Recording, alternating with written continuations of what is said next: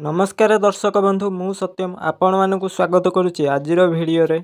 आजिर एही भिडियो रे आमे जानिबा घरर सुख शांति धन समृद्धि नेगेटिव शक्ति को दूर करिया पई किछि सहज एवं शुभ उपाय। जदि आपण एही उपाय अवलंबन करिवे तेबे आपणक घरे सुख शांति धन संपत्ति शुभ शक्ति ओ समृद्धि आसीब। तेबे बंधु माने चालंतु जानि नेबा एही 14टी विशेष उपाय विषय रे। तो बंधु माने चालंतु डेरी न करी आजिर भिडियोटी स्टार्ट करिबा। आउ आपण माने ए पर्यंत आम भिडियो को लाइक करि नाहं तो प्लीज लाइक गोटे करि दियंतु। आपणक लाइक ही मोटिवेट देई थाए हमकु वीडियो बनाइबा को।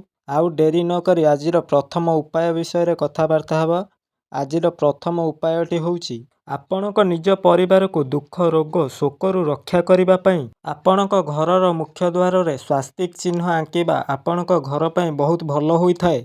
आम घरर मुख्य द्वार रे स्वास्तिक चित्र आंकिबा द्वारा आम घरर सदस्य दुख रोग आउ शोकरु रक्षा पाई थांती। द्वितीय नंबर उपायटी होउची निज परिवार लोकंकर उन्नति पई घरर मुख्य द्वारर गोटिए पटे तुलसी गछ ओ अन्य पटे कदली गछ लगाइबा बहुत मंगलकारी होई थाए। तृतीय नंबर उपायटी होउची जदि आपणक घरे भांगी जाइथिबा बासन कि खट अछि तेबे एहाकू घर भितर रखंतु नहीं, कारण भंगा जिनिस घर भितर रखिबा द्वारा घरर धन हानि होई थाए। चतुर्थ नंबर उपायटी होउची ठाकुरंक घरे रखा जाइथिबा शंखकू सखाळे ओ संध्यारे 3 थर बजाइबा द्वारा घरु नेगेटिव शक्ति दूर होई थाए।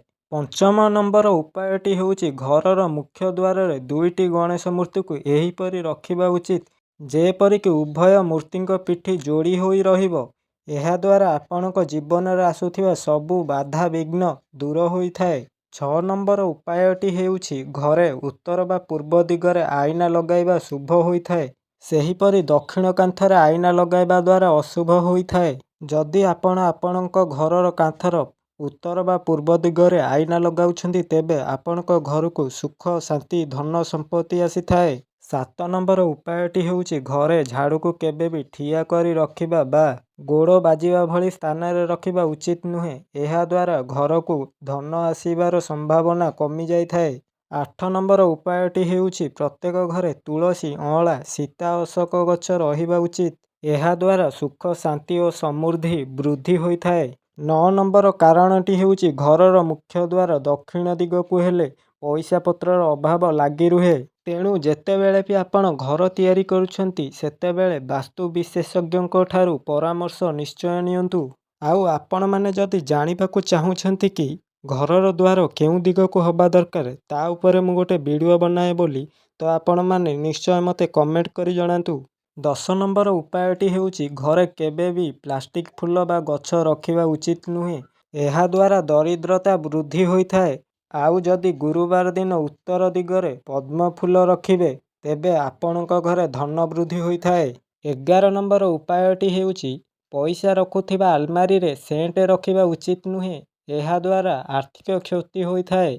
आउ जदि पूर्णिमा दिन घरर मुख्य द्वार रे स्वास्तिक चित्र अंका जाए ताहाले शुभ होई थाए। एहा द्वारा धार करजरु मुक्ति मिली थाए।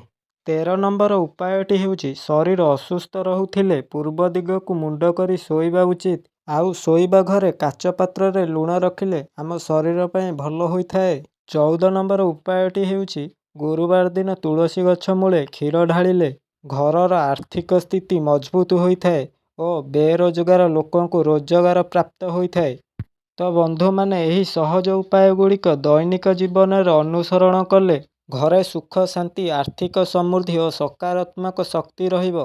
एही भिडियोटी आपण मानकू भलो लागिथिले भिडियो को लाइक आउ शेयर करंतु एवं चैनल को सब्सक्राइब करने को भूलिए नहीं। रहुची नमस्कार, देखा हबा आउ एक भिडियो रे। जय जगन्नाथ।